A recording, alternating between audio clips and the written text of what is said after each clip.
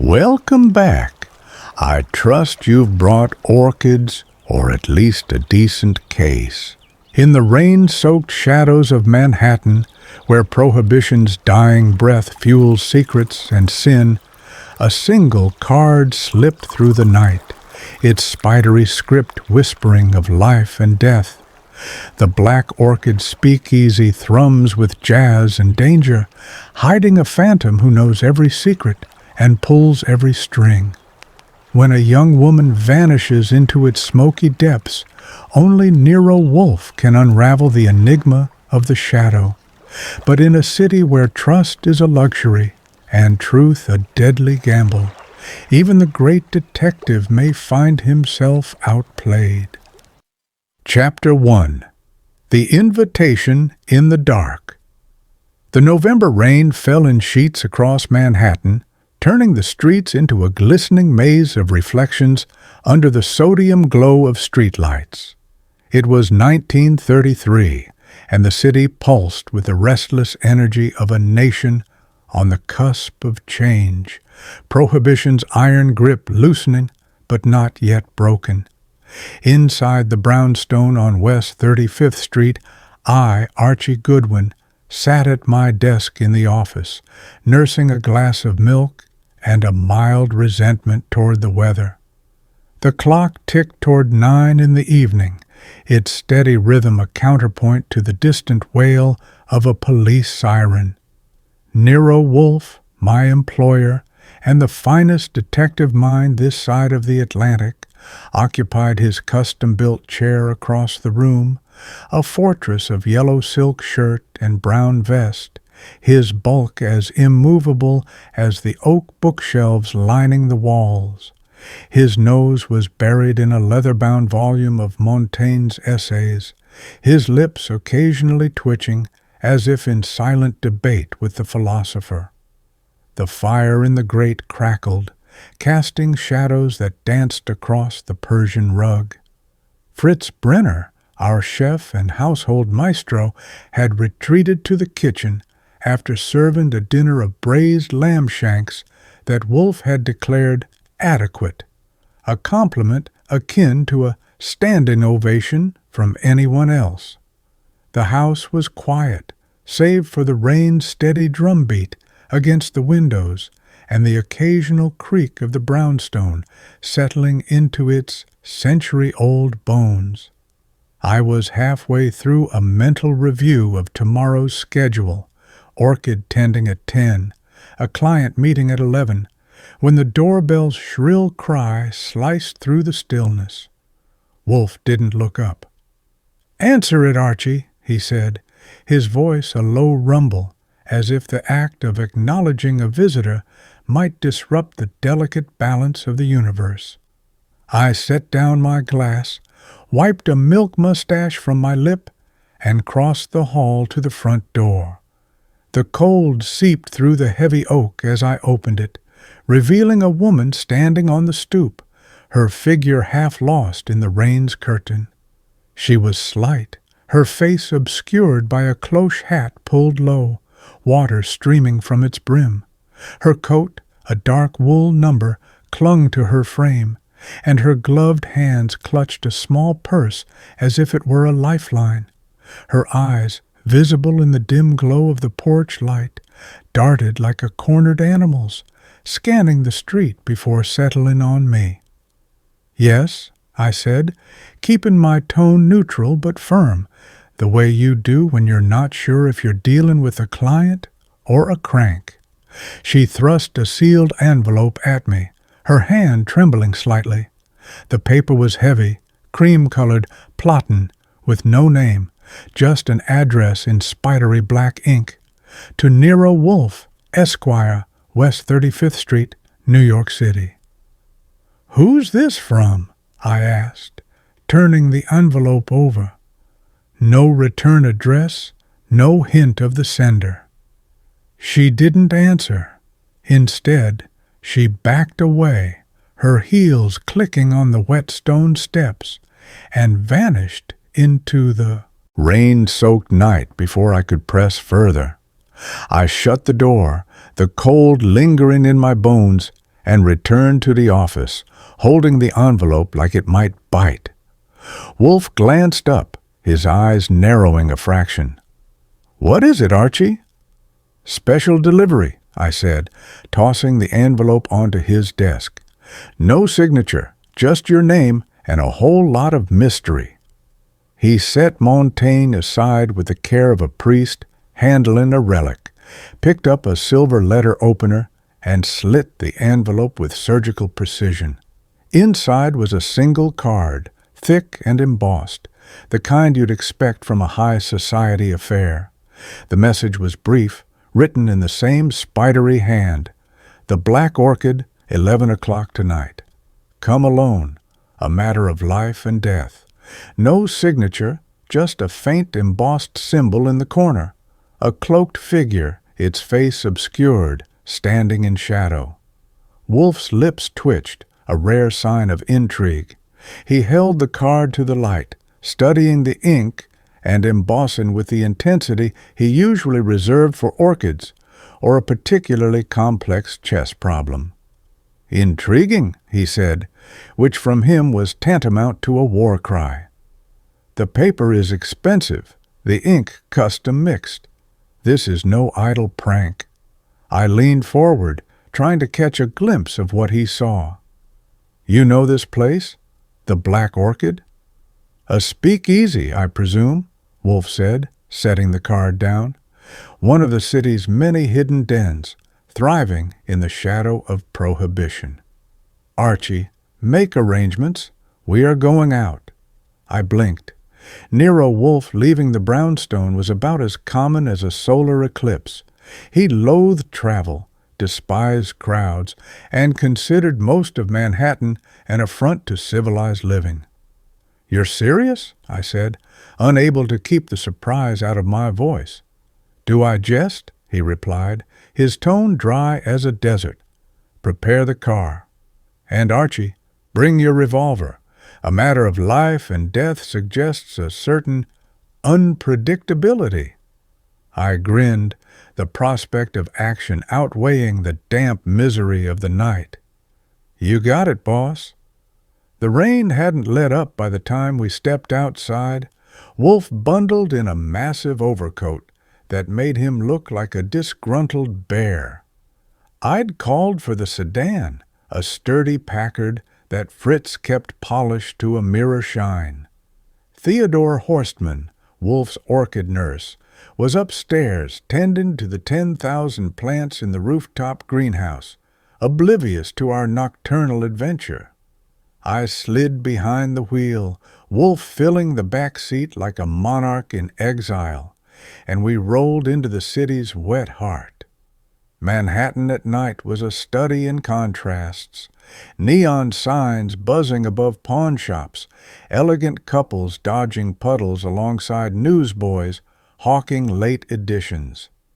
The Black Orchid, according to the address scrawled on a scrap of paper I'd found in Wolfe's desk, was tucked beneath a butcher shop on West 46th Street, a neighborhood where respectability and vice rubbed elbows.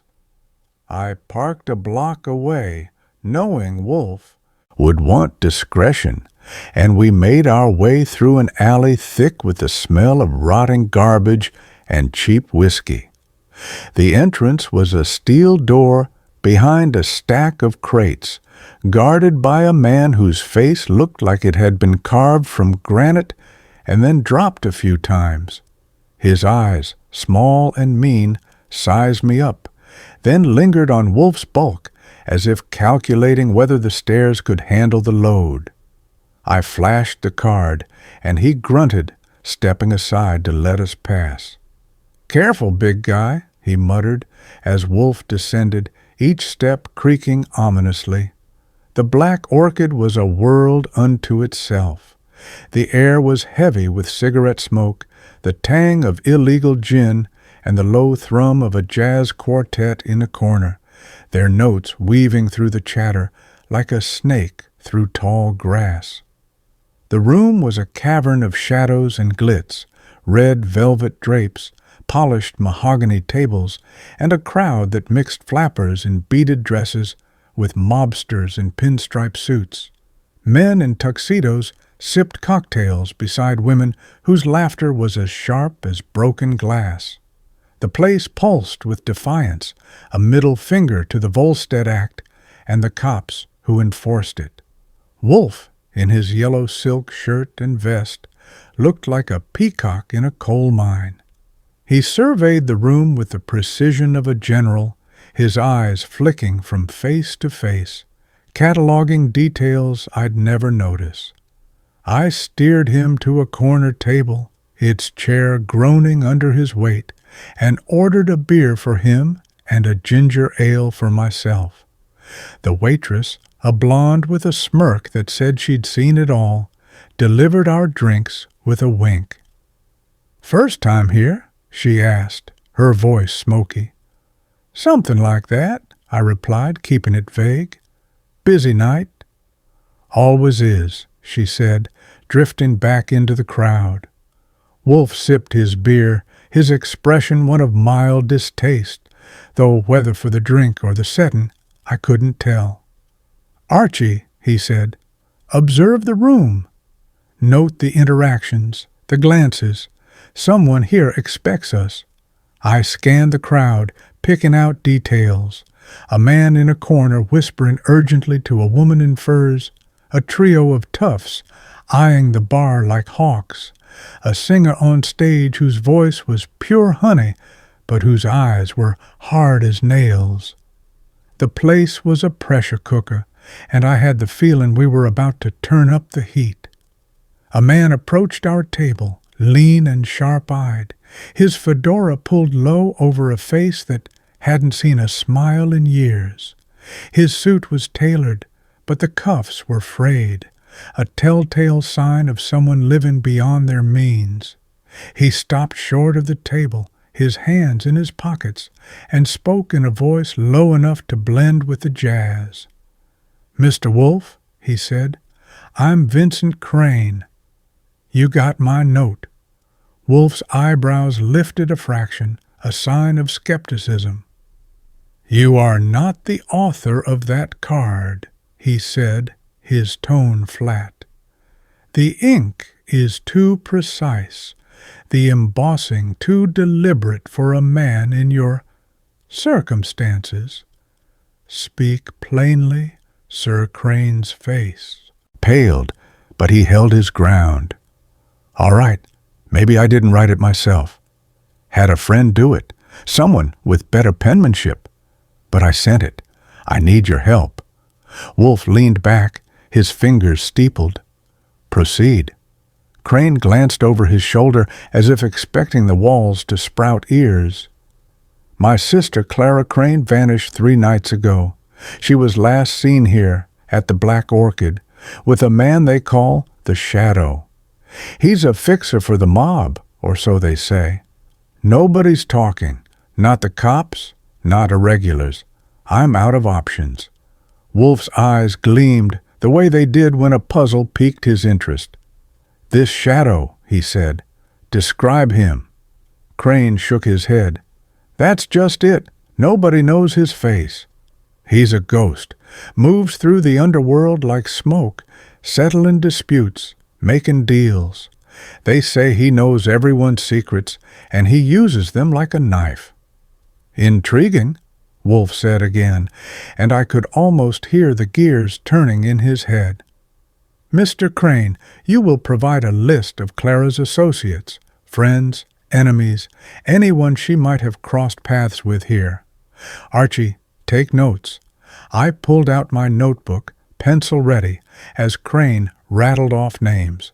Lila Monroe, a jazz singer with a voice like velvet and a reputation for trouble. Tommy Varn, a bootlegger who ran hooch out of Hell's Kitchen. And Eddie Kessler, a gambler with a knack for losing big. All were regulars at the Black Orchid, all potential threads in the tapestry Wolfe was already weaving. "Anything else?" I asked Crane. He hesitated, then leaned closer. Clara was curious. always asking questions, poking into things she shouldn't. She thought she could outsmart the shadow. I told her it was dangerous, but she wouldn't listen. Wolfe nodded, dismissing Crane with a wave. "We will contact you, Mr. Crane. Leave your details with Archie Crane, scribbled an address, a cheap boarding house on the Lower East Side, and melted back into the crowd. Wolfe sipped his beer, his expression unreadable. "A puzzle, Archie," he said. "A woman vanishes, a phantom lurks, and a speakeasy holds the key. We begin tonight." I grinned, the thrill of the chase warming my blood.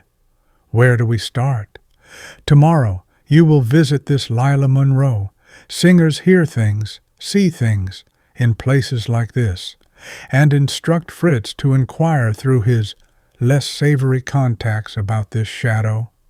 Discreetly, Fritz's network of informants, cooks, bartenders, and delivery men was a gold mine of gossip, and I had no doubt he'd dig up something juicy. "You think this shadow's real?" I asked. Wolfe's lips curved, a rare hint of amusement. "Real or not, he is a factor, and factors, Archie, are what we unravel. Now, let us depart this den of iniquity. The air here offends me. We made our way back to the Packard, the rain still falling, the city still humming with secrets. As I drove, Wolfe sat silent, his mind already dissecting the case piece by piece. I didn't know what we'd find at the Black Orchid, but I knew one thing. Nero Wolfe was on the hunt, and that meant trouble for someone. The shadow, whoever he was, had better watch his back. Back at the brownstone, I typed up Crane's list while Wolfe settled into his chair, a fresh beer in hand. The office felt like a sanctuary after the speakeasy's chaos, the fire's glow a reminder of the order Wolfe imposed on the world. I handed him the typed list, and he scanned it, his eyes narrowing. "Lila Monroe, Tommy Varn, Eddie Kessler," he mused. "A singer, a bootlegger, a gambler. And this shadow, a figure of myth. Clara Crane was no ordinary woman, Archie. Her disappearance is no accident." "You think she's alive?" I asked. He didn't answer, just sipped his beer and stared at the card with its cloaked figure. "Tomorrow, Archie," he said finally. "Tomorrow we pull the first thread." I nodded, knowing better than to press. Wolfe's mind was a labyrinth, and I was just the guy who kept the map. As I headed upstairs to bed, the rain still tapping at the windows, I couldn't shake the feeling that we'd just stepped into something bigger than a missing girl. The shadow was out there, and he was watching. The next morning, I woke to the smell of Fritz's coffee and the sound of Wolfe arguing with Theodore over the proper humidity for a Cattleya orchid. The case was on, and Manhattan was waiting. I grabbed my hat, checked my revolver, and headed out to find Lila Monroe, the first piece in Wolfe's puzzle. The Black Orchid secrets were about to crack open, and I had a front row seat. Chapter 2. The Speakeasy's Veil. The rain had softened to a drizzle by the time we reached West 46th Street, but the air still carried a chill that seeped through my overcoat. It was just past 11 o'clock, November 1933, and Manhattan's pulse beat harder in the dark, as if the city itself were conspiring to keep its secrets. I, Archie Goodwin, steered the Packard through the narrow streets, Nero Wolfe filling the back seat like a brooding mountain, his massive frame wrapped in a black overcoat that made him look like a storm cloud with legs. He hadn't spoken since we left the brownstone, his mind no doubt already dissecting the cryptic invitation we'd received. The Black Orchid, 11 o'clock tonight. Come alone. a matter of life and death. The card with its embossed cloaked figure lay on the seat beside him, a silent challenge. I parked a block from the address in the shadow of a shuttered deli, knowing Wolfe preferred to approach discreetly. The neighborhood was a patchwork of respectability and vice. Tenements stacked against jazz joints, their neon signs flickering like promises. West 46th Street was alive with the hum of late-night deals and whispered arguments, the kind of place where you could buy a drink, a secret, or a bullet if you knew who to ask. The Black Orchid, as Vincent Crane had implied, was no ordinary speakeasy. It hid beneath a butcher shop, its facade as unassuming as a nun's habit, but the whispers about it carried weight. This was a place where the city's underbelly met its high rollers, where mobsters and socialites sipped the same illegal gin. We stepped into an alley, the air thick with the stench of garbage and stale beer. A steel door, half hidden behind crates of spoiled meat, marked the entrance. The guard was a slab of a man, his face a road map of old scars, his eyes like chips of flint. He sized me up, then lingered on Wolfe, as if wondering whether the stairs could bear the load. I flashed the card, its embossed shadow catching the dim light from a street lamp. The guard grunted, jerked a thumb toward the door, and stepped aside. "Watch your step, big fella," he muttered, his voice like gravel underfoot. The stairs descended into a world apart. The air grew warm, heavy with cigarette smoke, the sharp bite of bootleg liquor, and the low, sultry wail of a jazz quartet. The Black Orchid was a cavern of contradictions. Red velvet drapes hung against rough brick walls. Polished mahogany tables gleamed under flickering chandeliers, and the crowd was a mix of flappers in beaded dresses, mobsters in sharp suits, and men in tuxedos who looked like they'd wandered in from a Park Avenue gala.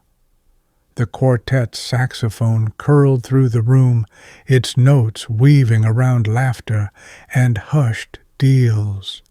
The place thrummed with defiance, a sanctuary for those who laughed at Prohibition's rules.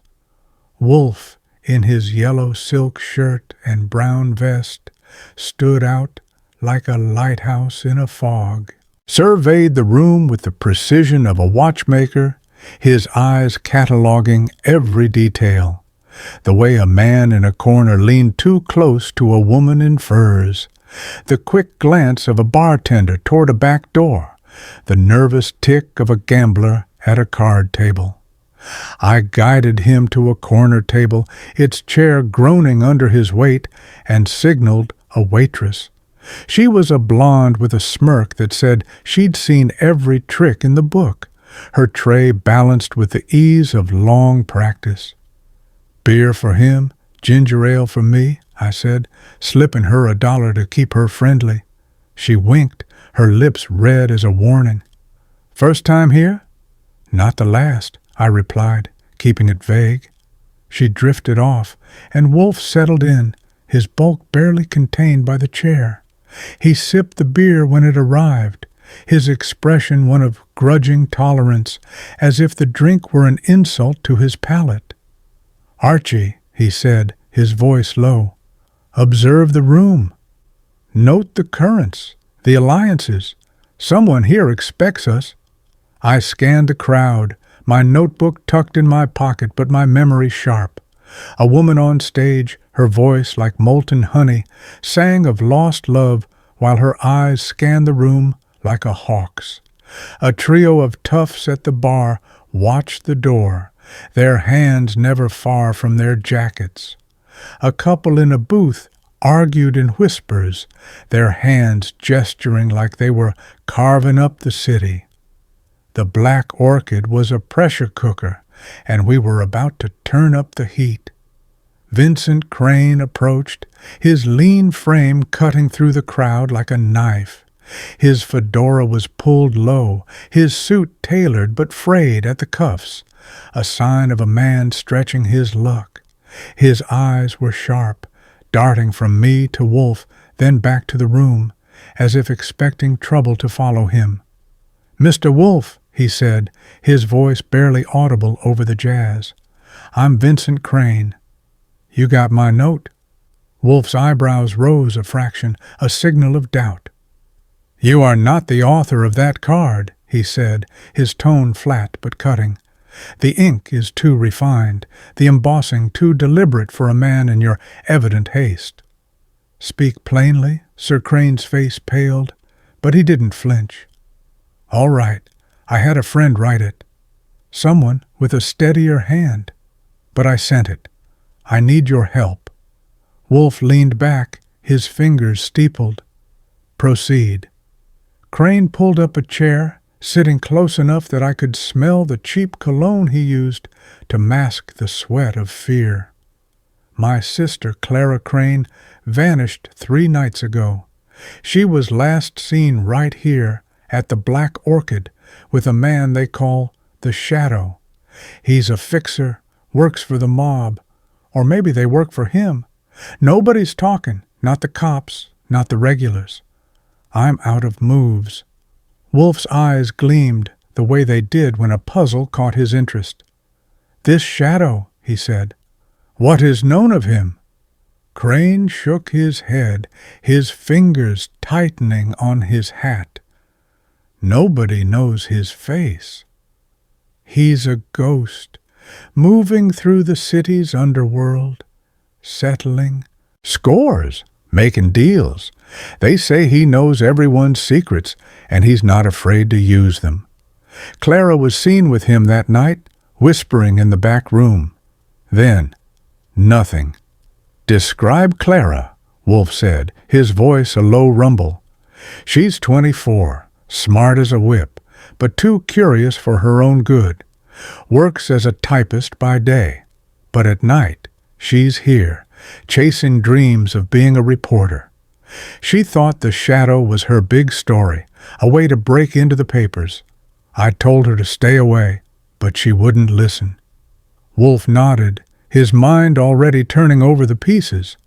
"Mr. Crane, you will provide a list of Clara's associates, friends, rivals, anyone she might have encountered here.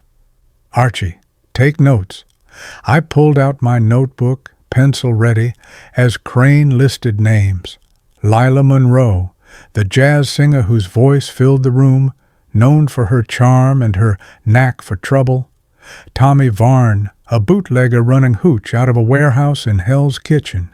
And Eddie Kessler, a gambler who owed half the city money. All were fixtures at the Black Orchid, all potential leads in the tangle of Clara's disappearance. "Anything else?" I asked, catching the way Crane's eyes flicked toward the bar. He hesitated, then leaned closer. "Clara was digging into the Shadow's deals.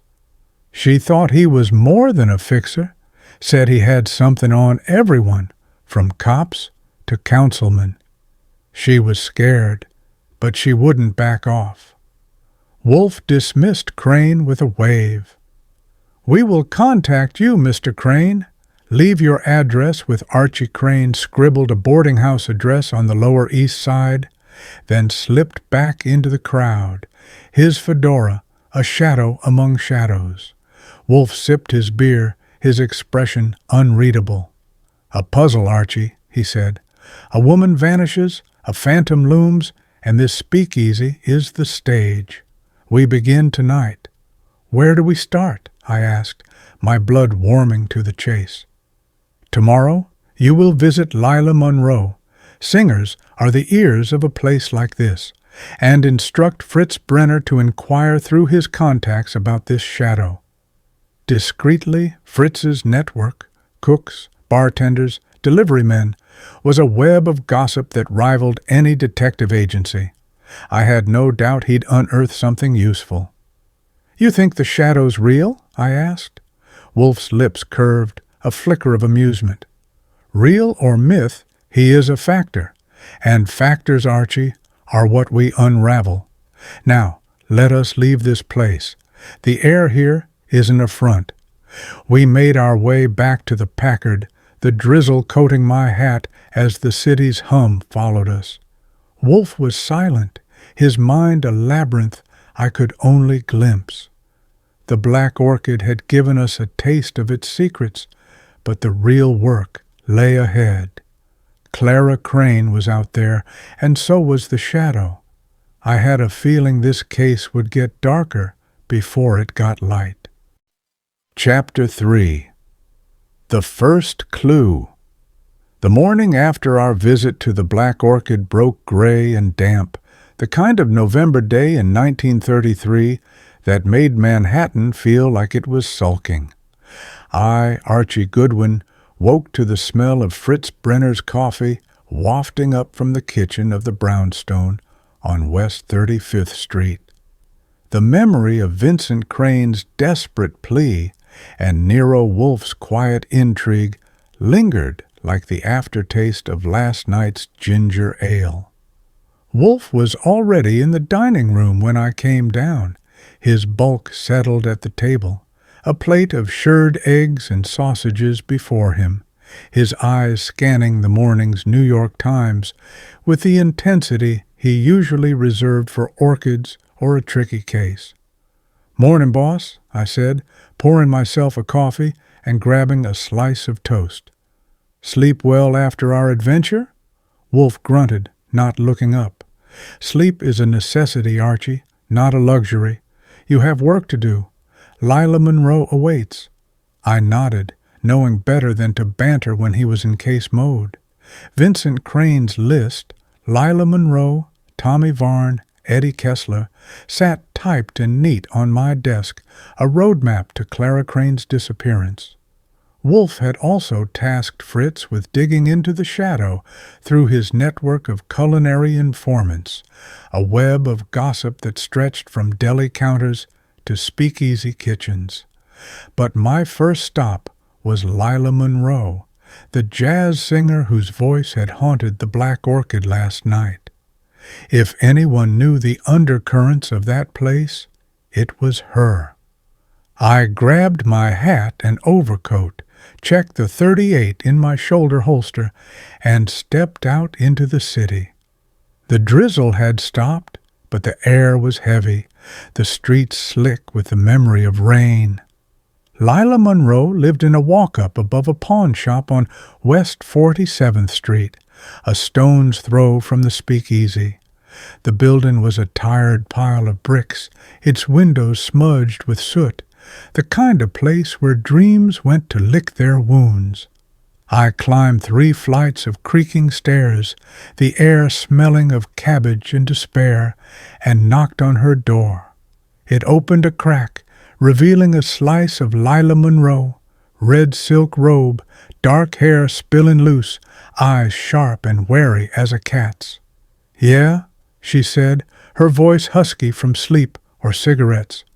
"Archie Goodwin, working for Nero Wolfe," I said, tipping my hat. "Got a minute to talk about Clara Crane?" Her eyes narrowed, but she stepped back, letting me in.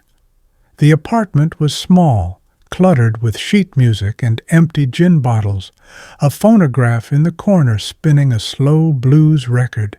She lit a cigarette, the smoke curling around her like a second skin, and sank onto a faded velvet couch. "Clara," she said, exhaling a plume.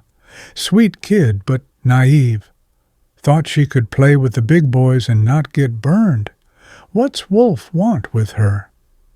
"She's missing," I said, taking a seat on a wobbly chair.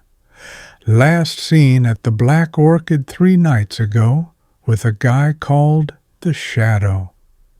"You know him?" Lila's laugh was bitter, like she'd heard every lie in the city. "The Shadow? Everybody knows of him, but nobody knows him. He's a whisper, a deal in the dark. Fixes problems for the mob, or maybe they're his puppets. Clara was cozy with him, thought he'd make her a star. Newspaper star, not stage. They were whispering in the back room that night. Then, poof. She's gone. I jotted notes, keeping my face neutral. Any idea who she might have crossed? She shrugged, tapping ash into a cracked saucer. In this town? Take your pick. Clara was always asking questions, sticking her nose where it didn't belong. Maybe she asked one too many. Like what? I pressed. Lila leaned forward, her eyes glinting. She was digging into the shadows' deals, names, numbers, who's paying who. Thought it'd get her a byline in the Herald Tribune. I told her to drop it, but she was stubborn. Anyone else she was tight with at the Black Orchid? She thought for a moment, then rattled off names that matched Crane's list. Tommy Varn, the bootlegger, Eddie Kessler, the gambler. And maybe Frankie Costa, she added. Big shot mobster, runs half the rackets on the west side. Clara steered clear of him, but you don't work the Black Orchid without crossing his path. I filed that away. Frankie Costa was a name that carried weight, like a lead pipe in a dark alley. You see anything that night? Anything odd? Lila stubbed out her cigarette, her fingers steady but her eyes distant. Just the usual, drunks, deals, broken hearts. But Clara looked scared, not her usual firecracker self. She and the shadow were in that back room for a long time. When I looked again, they were gone. I thanked her, left my card, and headed out, the blues record still playing in my head. Lila Monroe was a live wire, but she'd given me a thread to pull. Back at the brownstone, I found Wolfe in the office, a beer in hand, staring at the embossed card from last night. Fritz had left a note. His contacts had whispered about the shadow, a man who moved like a ghost, brokering peace between rival gangs, untouchable and unseen. One name kept surfacing, Frankie Costa, the mob boss Lila had mentioned. I reported my talk with Lila, watching Wolfe's face for a reaction. He leaned back, his eyes half closed, a sign his brain was in overdrive. A pattern emerges, Archie, he said. Clara Crane was inquisitive, perhaps dangerously so. She sought to expose this shadow, but to what end? And why vanish now? Blackmail? I suggested. Maybe she found something he didn't want out.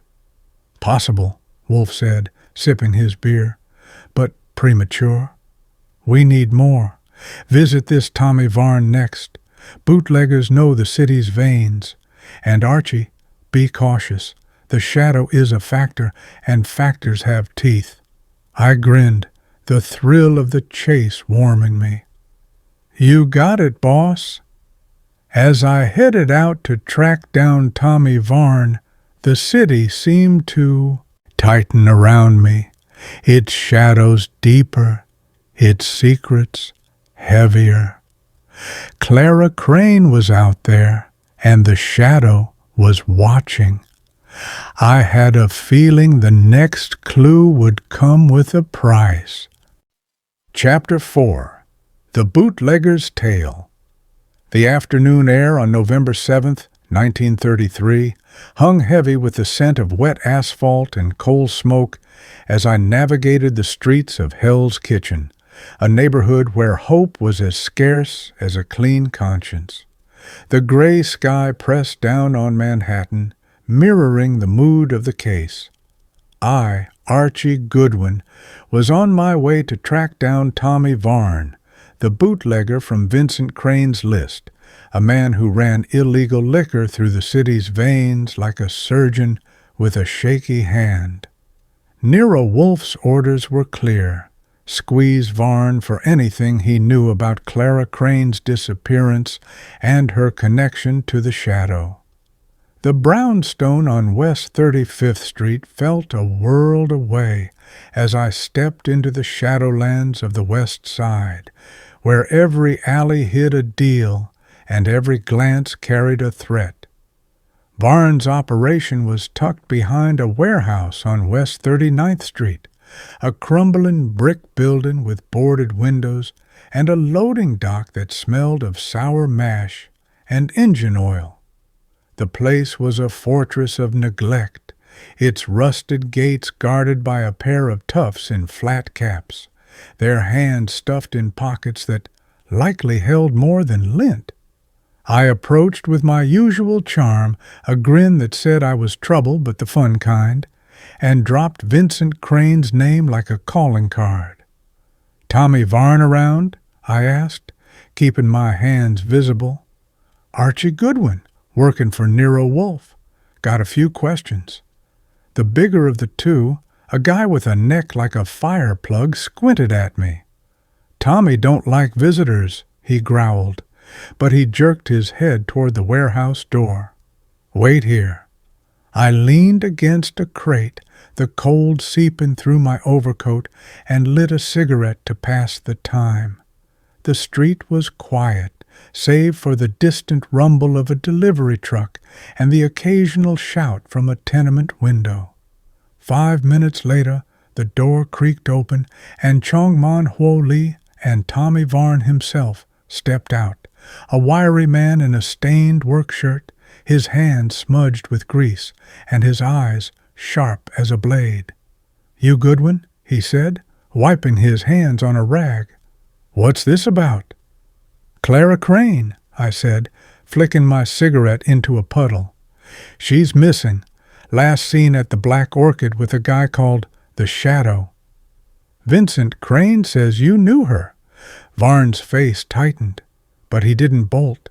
He gestured inside, and I followed him into a dimly lit office cluttered with ledgers and empty whiskey bottles.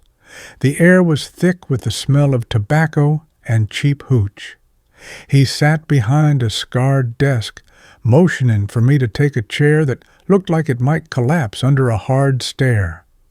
"Talk fast," he said, lighting a cigar. "I'm busy." I pulled out my notebook, more for show than necessity, and leaned forward. "Clara Crane." "What's her story?" She was poking around the Black Orchid, asking about the Shadow. "You see anything that night?" Varn puffed his cigar, the smoke curling like a ghost. "Clara was trouble," he said, his voice rough as the warehouse floor. "Always sniffing around, asking questions about deals, shipments, names. Thought she could play the Shadow like a fiddle. Nobody plays him. What kind of questions?" I asked, pencil poised. "Names of buyers, drop points, payoffs to cops," he said, leaning back. "She was writing some big expose, thought it'd make her famous. Kept saying she had a source, someone feeding her dirt on the Shadow. I told her to back off, but she was like a dog with a bone." "Any idea where she went?" I pressed, watching his eyes for a tell. He shrugged, but his fingers tightened on the cigar. "Heard she crossed someone big. Maybe Frankie Costa runs the West Side rackets. Or maybe the Shadow got tired of her snooping. Either way, she's in deep Frankie Costa," I said, jotting it down. "He a regular at the Black Orchid?" Varn snorted. "Regular? He owns the joint, or near enough. You don't cross Frankie without losing teeth." Or worse, I leaned closer, dropping my voice. "This Shadow. You ever see him? Know what he looks like?" "Nobody sees the Shadow," Varn said, his eyes narrowing. "He's a voice in a dark room, a hand you don't see coming. Deals get made, problems vanish, and nobody asks questions." Clara thought she could outsmart him. Big mistake. I scribbled notes, the pieces starting to form a picture, but it was still blurry. "That night she disappeared. See anything strange?" Varn hesitated, his cigar glowing like a warning light. "She was in the back room with someone. Didn't see his face, but he had a cloak, like some cheap detective novel. They were arguing, low and heated. Next thing, she's gone. That's all I got. I thanked him, left my card, and stepped back into the gray afternoon. The warehouse's stench clung to my coat as I headed for the Packard, my mind chewing on Varn's words. Clara Crane was chasing a story, digging into the shadow's secrets, and now she was gone. Frankie Costa's name kept coming up, a shadow as dark as the one we were hunting.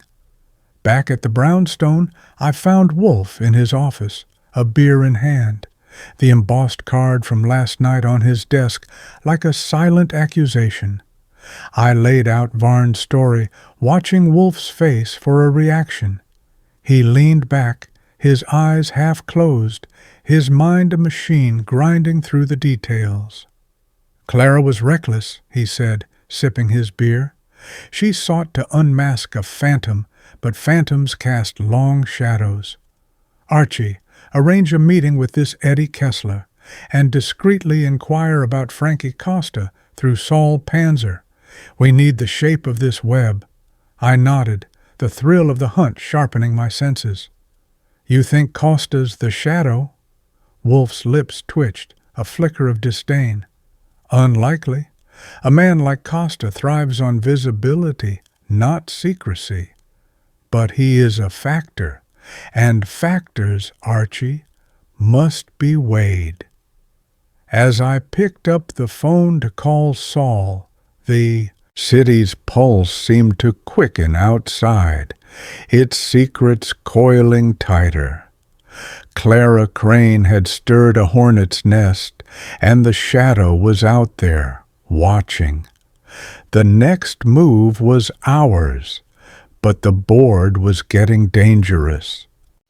Chapter 5. The Gambler's Debt.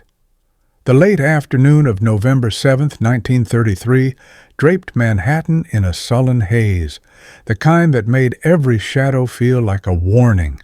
Hell's Kitchen was behind me, Tommy Varn's words still ringing in my ears as I, Archie Goodwin, made my way to a pool hall on West 43rd Street, the kind of place where luck was a currency and debts were paid in more than cash.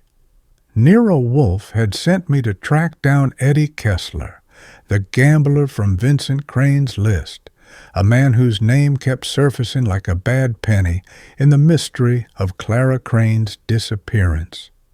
The city's pulse throbbed through the streets, a mix of diesel fumes, street vendors' calls, and the distant wail of a saxophone, as if Manhattan itself were improvising a dirge.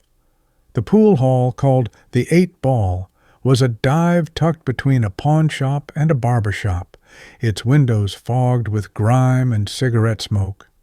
The neon sign flickered, missing half its letters, and the door creaked like it held a grudge. Inside, the air was thick with the smell of stale beer, cheap cologne, and desperation. Men hunched over green felt tables, their cues moving with the precision of surgeons or the recklessness of drunks. The clack of billiard balls mixed with low curses and the occasional laugh, sharp as broken glass. I spotted Eddie Kessler in a corner, a wiry guy with a face like a nervous weasel, chain smoking and nursing a glass of something that wasn't water. "Eddie Kessler?" I said, approaching with my best disarming grin. "Archie Goodwin, working for Nero Wolfe. Got a minute?" His eyes flicked up, bloodshot and wary, like he was expecting a bill collector or worse. "Wolfe, huh?"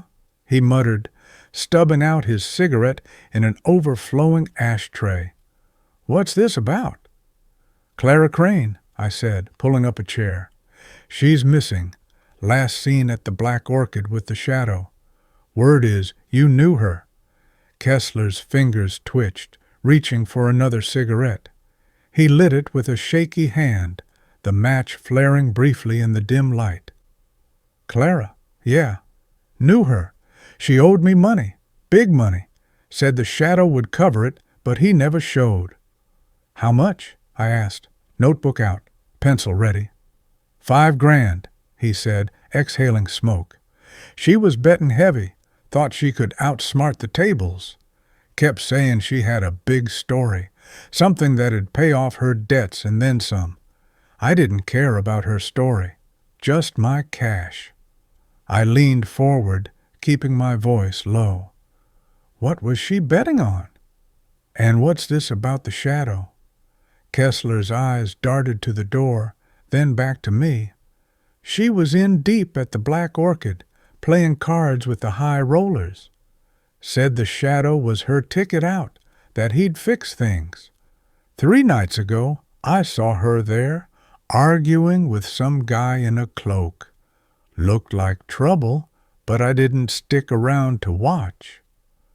A cloak, I said, my pulse quickening. Like what? Some dime novel? Villain?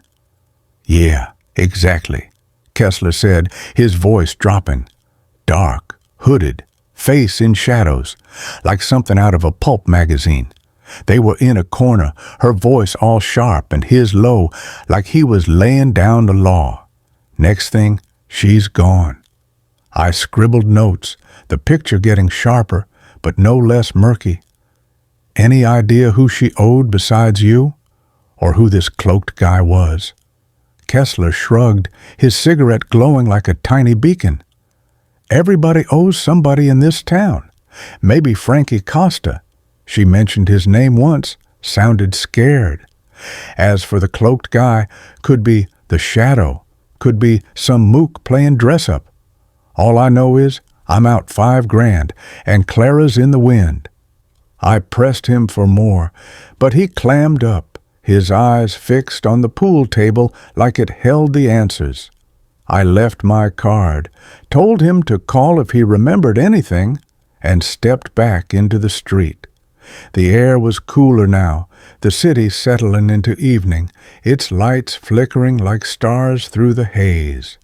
Kessler's story added weight to the puzzle. Clara was in debt, chasing a story, and tangled with the shadow, a figure who seemed to haunt every corner of this case. Back at the brownstone, I found Wolfe in his office, a beer in hand, the embossed card from the Black Orchid on his desk like a silent taunt. Fritz had left a report from his contacts. The shadow was a name whispered in fear, a fixer who brokered deals between gangs, his identity as elusive as smoke. Frankie Costa's name came up again, a mob boss with a grip on the west side and a reputation for settling scores. I laid out Kessler's tale, watching Wolfe's face for a reaction. He leaned back, his eyes half closed, his mind a labyrinth turning over each detail. Clara Crane was desperate, he said, sipping his beer. Debts, ambition, and a dangerous curiosity. This shadow is no mere phantom. He is a fulcrum, balancing power. But why would she owe Kessler such a sum? Maybe she was buying information, I suggested. Paying for dirt on the shadow. Wolfe nodded, his lips twitching. Plausible. Archie, investigate Clara's finances, bank accounts, withdrawals, anything that traces her money.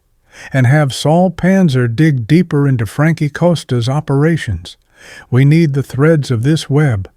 I grinned, the case's edges sharpening. You think Kessler's holding out? Undoubtedly, Wolfe said, his tone dry. He is a gambler, Archie. Deception is his trade, but his fear is real, and fear reveals truth. Proceed with care.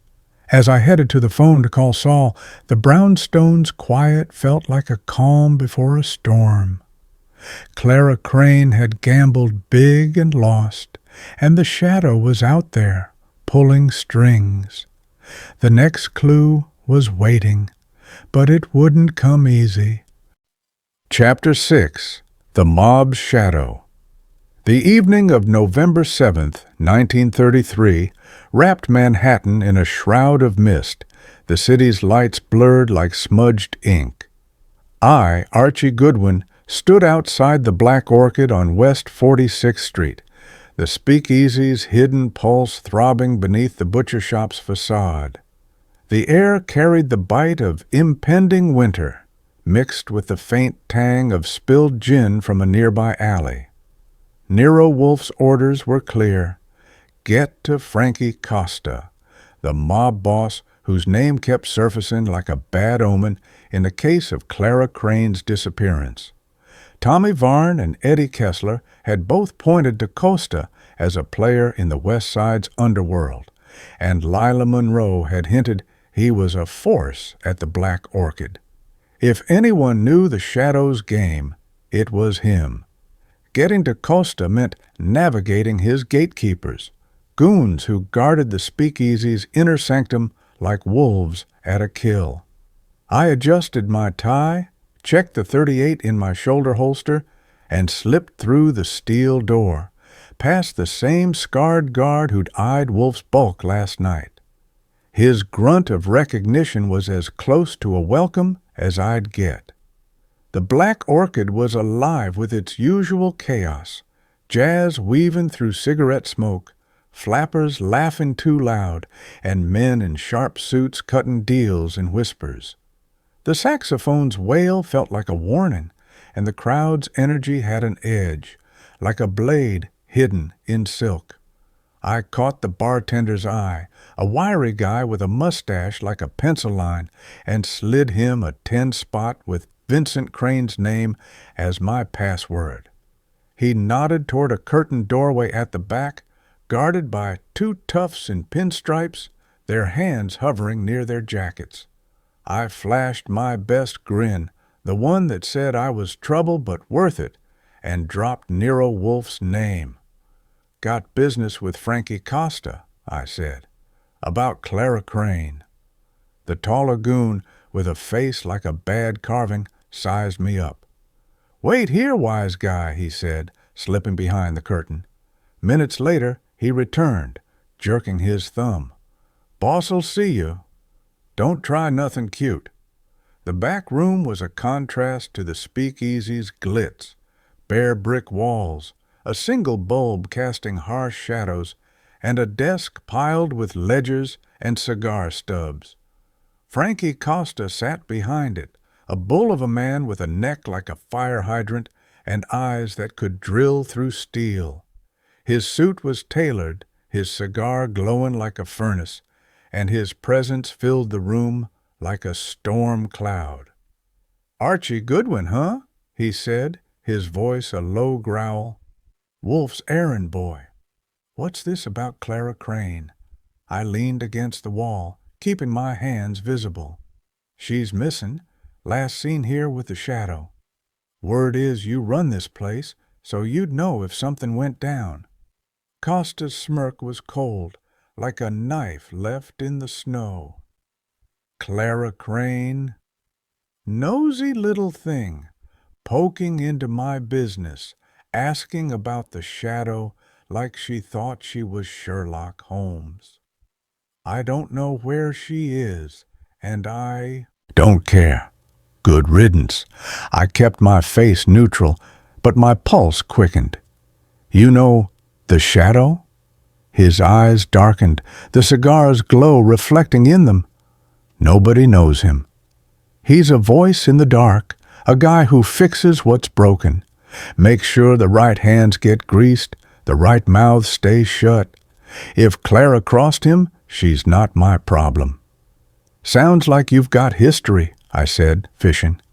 What's he got on you? Costa laughed, a sound like gravel in a tin can. You're bold, Goodwin. I like that. But you're barking up the wrong tree. The Shadow doesn't have anything on me. He works for guys like me. Or maybe we work for him. Either way, he's not your guy.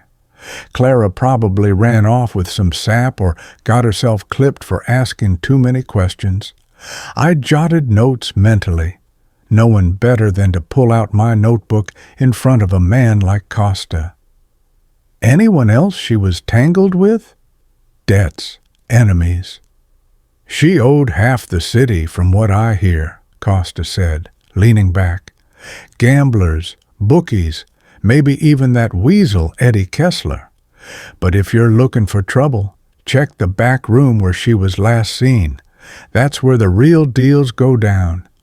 I thanked him, left my card, and slipped out, the goon's eyes burning holes in my back. The speakeasy's noise hit me like a wave as I stepped back into the main room, the jazz sharper now, the crowd thicker. Costa's words were a mix of truth and deflection, but his mention of the back room was a lead I couldn't ignore. I'd need to check it out, but not tonight, not with his muscle watching. Back at the brownstone, I found Wolfe in his office, a beer in hand, the embossed card from the Black Orchid on his desk like a silent challenge. Fritz had added to his report. The Shadow's name was tied to deals across the city, from Harlem to the Bowery, always a step ahead of the law. Costa's name came up again, a kingpin with a temper and a long reach. I laid out my talk with Costa, watching Wolfe's face for a reaction. He leaned back, his eyes half closed, his mind a machine sorting through the pieces. "Frankie Costa is a brute, but not our phantom," he said, sipping his beer. "The Shadow operates in secrecy, not swagger. Clara Crane stumbled into his web, and he acted. But why keep her alive if she is?" "You think she's dead?" I asked, the thought chilling me. "Uncertain," Wolfe said, his tone measured. "Her value lies in what she knows. Archie, return to the Black Orchid tomorrow. Find that back room, and have Saul Panzer tail Eddie Kessler. His debts may be a mask for something deeper." I grinned, the case's edges sharpening like a blade. "You think Costa's holding out?" "Undoubtedly," Wolfe said, his lips twitching, "but his arrogance betrays him. He knows more than he says. Proceed with caution, Archie. The Shadow is watching." As I headed to bed, the brownstone's quiet felt like a held breath. Clara Crane had poked a hornet's nest, and the Shadow was out there, pulling strings. The back room was my next move, and I had a feeling it held more than just cigar smoke. Chapter 7. The Hidden Room. The night of November 8th, 1933, cloaked Manhattan in a restless darkness, the city's pulse quickening as secrets stirred in its shadows. I, Archie Goodwin, slipped through the drizzle-soaked streets toward West 46th Street, the neon glow of the Black Orchid's hidden entrance calling like a siren. Frankie Costa's mention of the Speakeasy's back room had lodged in my mind like a splinter, and Nero Wolfe's directive was clear. Find it, search it, uncover what Clara Crane might have stumbled upon before she vanished. The air was sharp with the scent of wet pavement and distant coal fires, and my .38 felt reassuringly heavy under my overcoat as I approached the alley behind the butcher shop. The steel door to the Black Orchid was guarded by the same scarred thug as before, his eyes narrowing as he recognized me. I flashed a grin and a $10 bill, dropping Vincent Crane's name again. "Just here for a drink," I said, keeping it light. He grunted, pocketed the cash, and let me pass, the stairs creaking under my steps as I descended into the Speakeasy's smoky heart.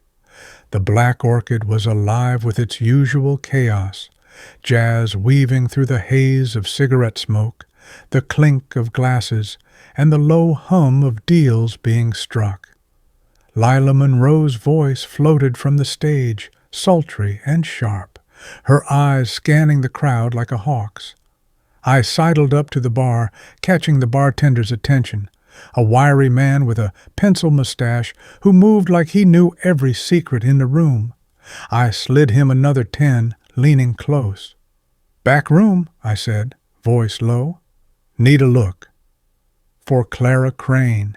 His eyes flicked to the curtained doorway guarded by Costa's goons, then back to me. "That's a bad idea, pal," he muttered, but he pocketed the bill and nodded toward a side passage near the stage. "Service door." "Leads to the same place. Don't get caught." I tipped my hat, slipped through the crowd, and found the passage, a narrow hall smelling of stale gin and damp wood. The door at the end was unmarked, its lock flimsy enough for my pocket knife to handle. Inside was a cramped room, walls lined with shelves of dusty bottles, a single bulb cast in a sickly yellow glow. A table sat in the center, strewn with ashtrays and crumpled papers. I moved fast, knowing Costa's men weren't far. A loose panel in the wall caught my eye, its edge slightly ajar. I pried it open, revealing a hidden compartment, a metal box tucked inside. My pulse quickened as I pulled it out and cracked the lid. Inside was a ledger, its pages filled with neat rows of initials and numbers, LM, TV, EK, FC, followed by sums and dates. Lila Monroe, Tommy Varn, Eddie Kessler, Frankie Costa, all linked to payments marked S. The Shadow. My fingers traced the entries, some recent, some going back months. Clara Crane's initials weren't there, but a loose slip of paper caught my eye. A note in her handwriting. S. Knows everything. Must expose before it's too late. I pocketed the note, replaced the ledger, and closed the panel, my mind racing. The Shadow wasn't just a fixer. He was a blackmailer, holding the city's players in his grip. Clara had found this ledger, and it had cost her. I slipped out of the room, locking the door behind me, and blended back into the Speakeasy's crowd, Lila's song masking the thud of my heart.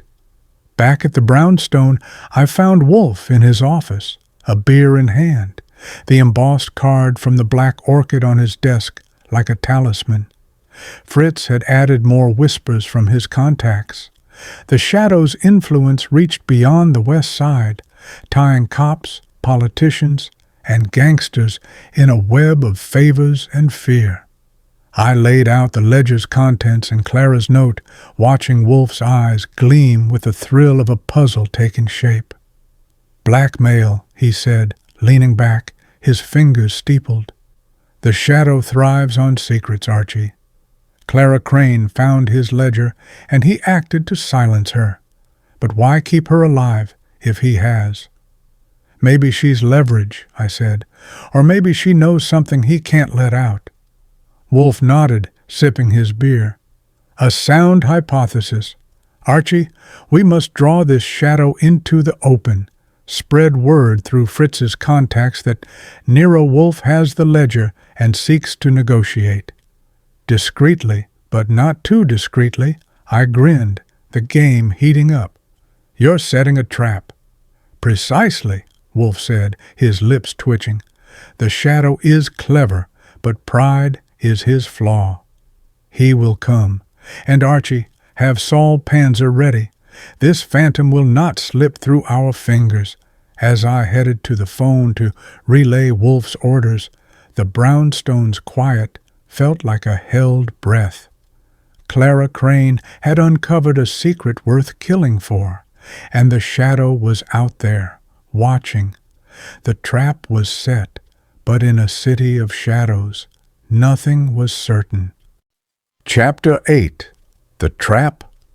The night of November 9th, 1933, pressed against Manhattan like a velvet glove.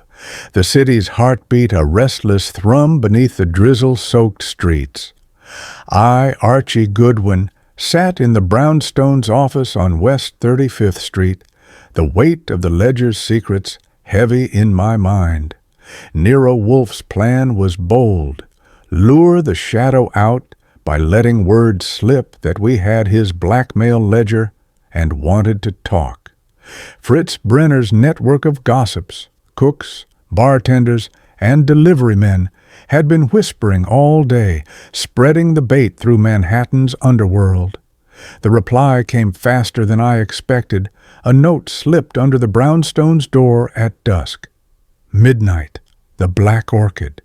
Bring the ledger, alone. The spidery handwriting and embossed cloaked figure matched the first card, a silent taunt from the shadow. Wolfe, ensconced in his oversized chair with a beer in hand, studied the note, his eyes gleaming with the thrill of a chess master facing a worthy opponent. "He takes the bait," he said, his voice a low rumble, "but he is cautious. Archie, you will go in my place. Take Saul Panzer for backup. This shadow is a phantom, but phantoms leave traces." I grinned, the prospect of action warming my blood. "You're sure he'll show?" "Pride, Archie," Wolfe said, sipping his beer. "It drives him. He cannot resist the chance to reclaim his ledger. Be vigilant." I called Saul, our best operative, a lean man with eyes that missed nothing and a knack for blending into shadows. By 11:30, we were in the Packard, rolling through the misty streets toward West 46th Street. The Black Orchid's alley was slick with rain, the butcher shop's facade a dark mask. The guard at the steel door recognized me, his scarred face twitching as I flashed the note. He let us in without a word, the stairs groaning as we descended into the Speakeasy's smoky heart. The Black Orchid was a cauldron of sound and shadow, jazz curling through the air, cigarette smoke weaving around flappers and mobsters, the clink of glasses a counterpoint to whispered deals. Lila Monroe's voice was absent tonight, replaced by a trumpet's mournful cry. Saul slipped into the crowd, his fedora low, positioning himself near the bar where he could watch the room. I took a cornered table, the ledger tucked inside my coat, its weight a reminder of the stakes.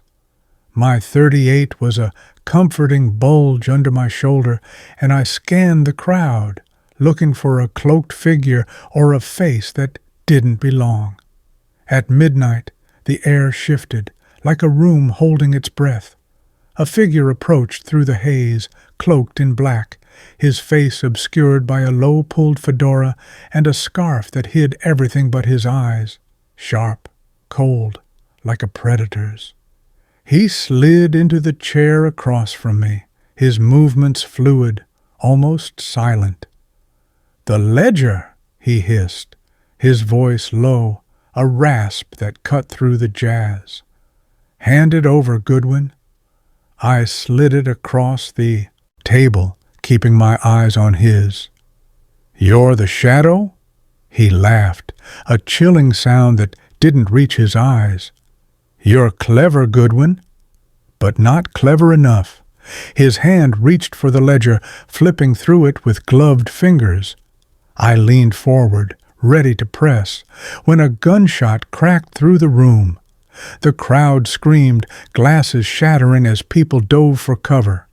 The shadow moved like smoke, vanishing into the chaos before I could blink. I cursed, grabbing the ledger as Saul appeared at my side, his face grim. "Alley," he said, nodding toward the side passage. I saw movement. We pushed through the panicked crowd, the jazz drowned out by shouts and footsteps.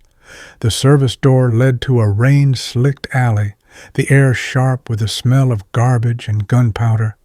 A figure huddled behind a dumpster. Clara Crane, her dress torn, her eyes wide with terror. She flinched as I approached, her hands trembling. "Archie Goodwin," I said, keeping my voice calm.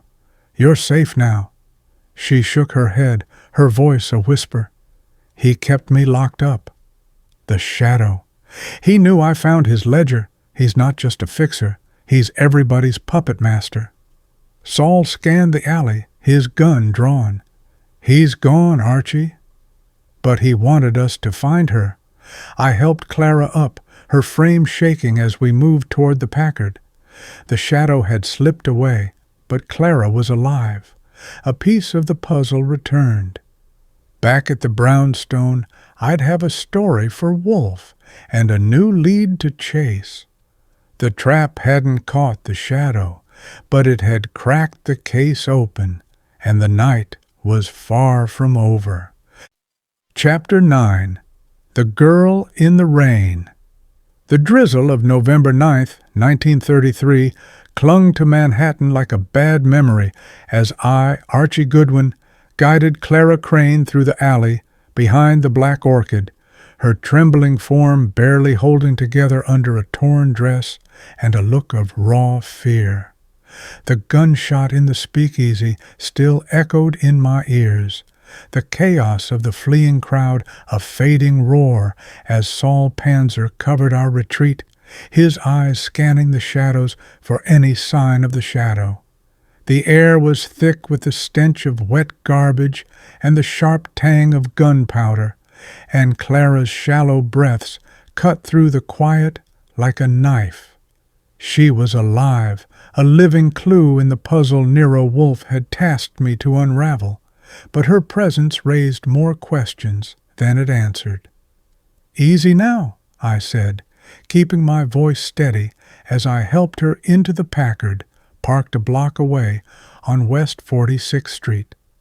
Saul slid into the front passenger seat, his .38 still in hand, while I settled Clara in the back, wrapping my overcoat around her shoulders. Her eyes, wide and haunted, darted to the alley as if expecting the shadow to materialize from the mist. "He let me go," she whispered, her voice brittle. "Said I was a warning to you." I exchanged a glance with Saul, his face unreadable but his eyes sharp. "Who's he?" I asked, starting the engine. "The shadow? What's his game?" Clara clutched the coat tighter, her knuckles white. "He kept me in a warehouse, somewhere near the docks. Locked in a room, no windows. He knew I'd found his ledger, said if I talked, I'd be dead. But tonight, he blindfolded me, brought me here, and left me in the alley right before you came." "Why let you go?" I pressed, pulling onto the street, the city's lights blurring through the rain-streaked windshield. He said Nero Wolfe was getting too close," she stammered, "that this was his way of showing he's in control." Saul grunted, his voice low. "He's playing with us, Archie. Wanted us to find her, keep us guessing." I nodded, my mind racing as we headed for the brownstone on West 35th Street. Clara's story was a thread, but it was tangled with fear and half-truths. The shadow had staged her release, but why? To distract us or to send a message? The ledger, still in my coat, felt like a ticking bomb.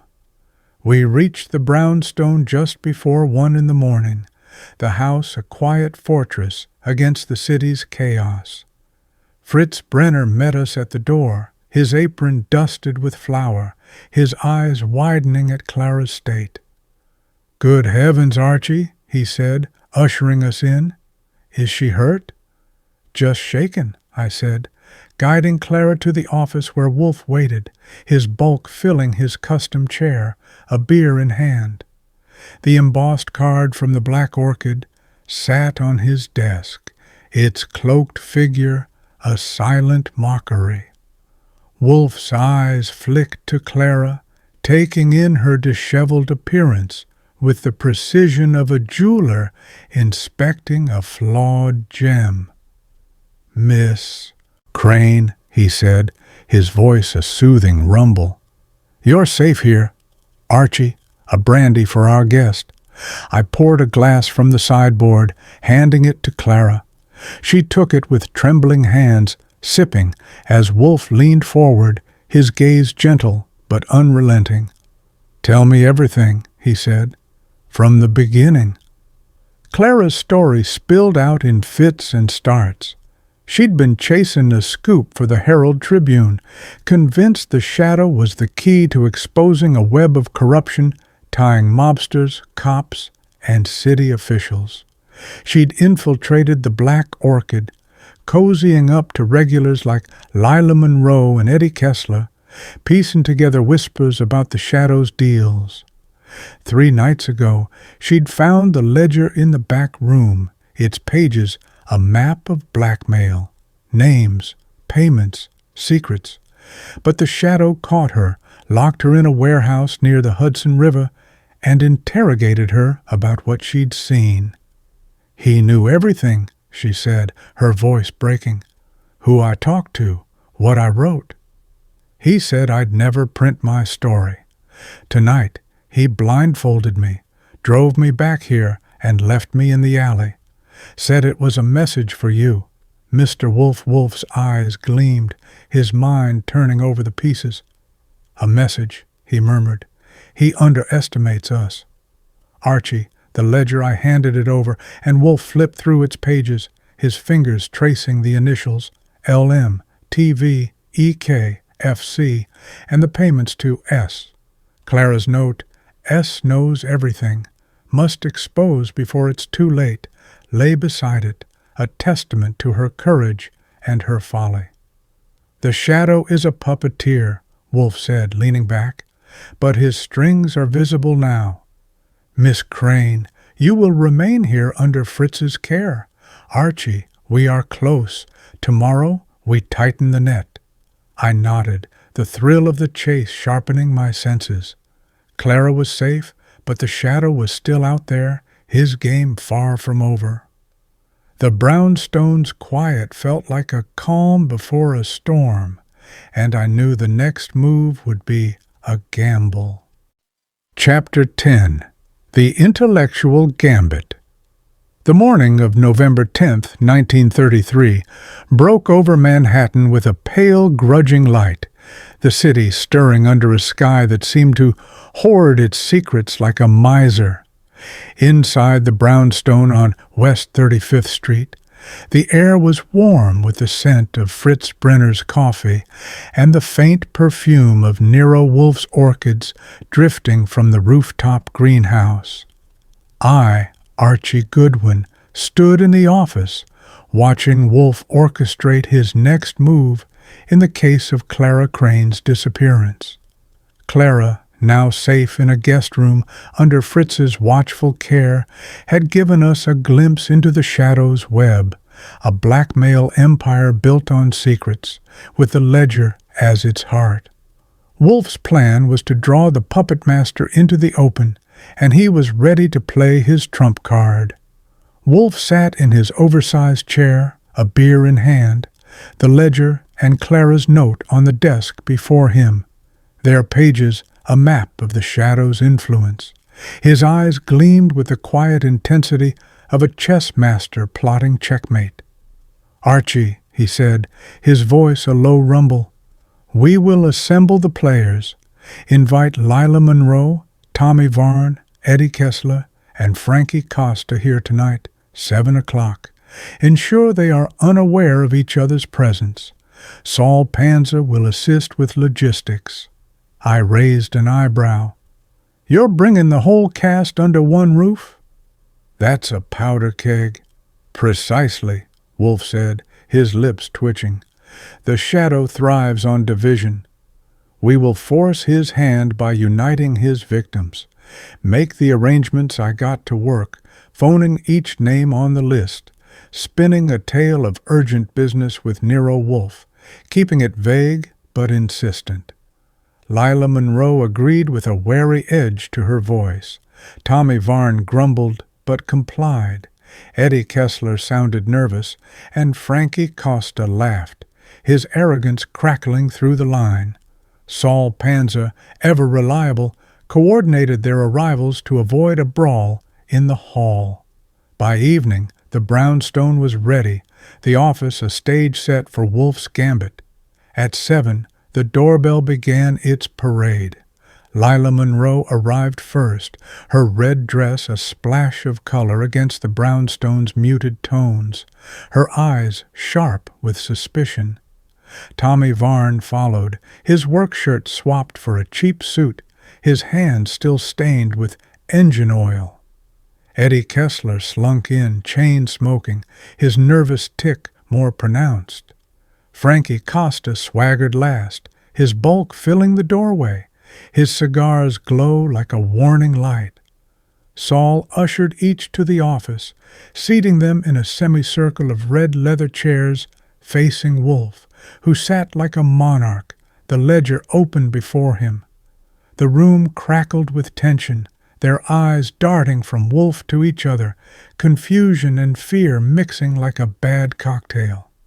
Lila's fingers tightened on her purse. Varn's jaw clenched, Kessler's cigarette trembled, and Costa's smirk faltered. Wolfe let the silence build, his presence a weight that pinned them in place. "Ladies and gentlemen."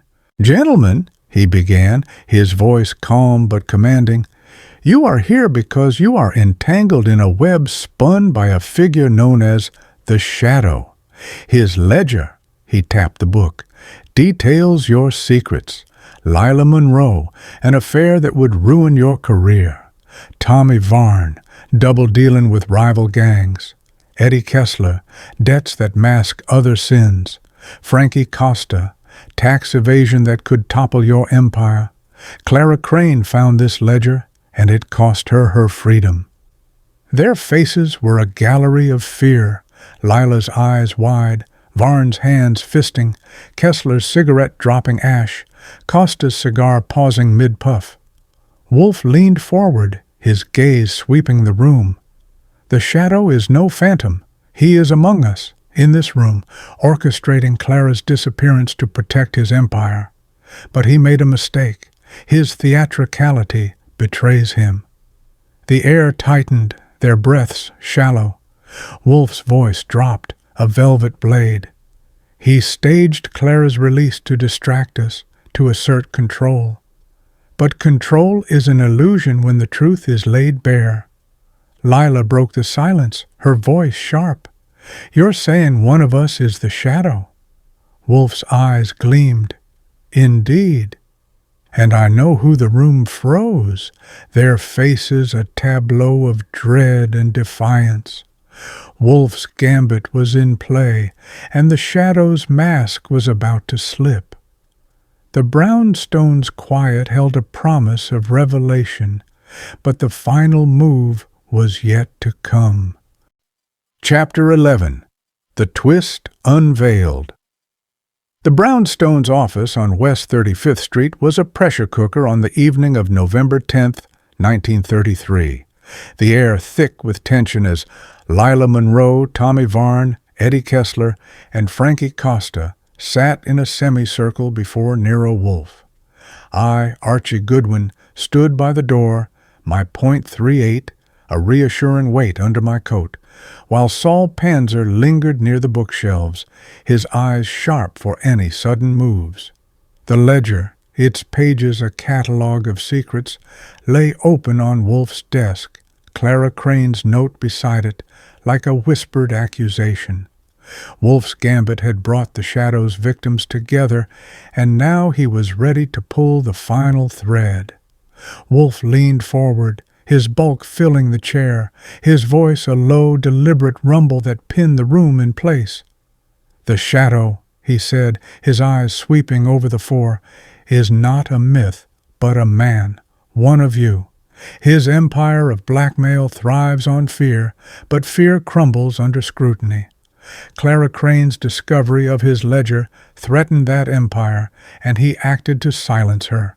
Yet his pride, his need for control, led him to stage her release last night, a theatrical flourish that betrays him." Lila Monroe's fingers tightened on her purse, her lips a thin line. Tommy Varn's jaw clenched, his oil-stained hands fisting. Frankie Costa's cigar glowed, his smirk faltering. Eddie Kessler, chain-smoking, looked like a cornered rat, his eyes darting to the door. Wolfe's gaze settled on him, and the room seemed to hold its breath. "Mr. Kessler," Wolfe said, his tone cutting like a scalpel, "you are the shadow." Kessler's cigarette froze halfway to his mouth, his face paling. "You're mad, Wolfe," he said, but his laugh was strained, a crack in his facade. "I'm just a gambler, owed money by Clara. Why would I—" Wolfe raised a hand, silencing him. "Your debts are a fiction, sir, a mask for your true role. The ledger lists payments to E.K., too precise, too clean, a cover for your own transactions. The note summoning us to the Black Orchid bears your handwriting, matched to annotations in the ledger. You argued with Clara in a cloak, a theatrical prop to maintain your myth.